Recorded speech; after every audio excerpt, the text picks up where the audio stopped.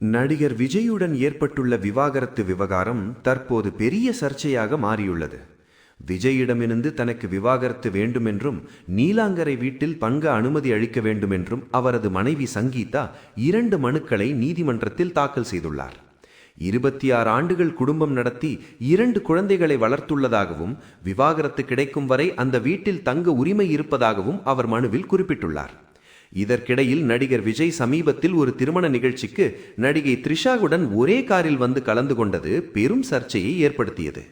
ஏற்கனவே சங்கீதா தனது மனுவில் குறிப்பிட்ட நடிகை த்ரிஷாதான் என சமூக வலைதளங்களில் பலரும் பேசிக் கொண்டிருந்த நிலையில் இந்த சம்பவம் மேலும் பரபரப்பை ஏற்படுத்தியது. மேலும் சமீபத்தில் நடைபெற்ற தவேக கூட்டத்தில் இப்போது ஓடிக்கொண்டிருக்கும் பிரச்சனைகளை நான் பார்த்துக் கொள்கிறேன், அது பெரிய விஷயமே இல்லை என்று விஜய் பேசியதும் சமூக வலைதளங்களில் கடும் விமர்சனத்தை ஏற்படுத்தியது.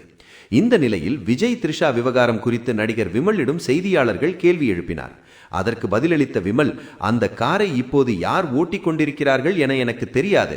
அரசியலுக்கு விஜய் வந்திருப்பதை நீங்கள் எப்படி பார்க்கிறீர்களோ அப்படித்தான் நானும் பார்க்கிறேன் என்று கூறினார். விமலின் இந்த பதில் தற்போது சமூக வலைதளங்களில் ட்ரெண்ட் ஆகி வருகிறது.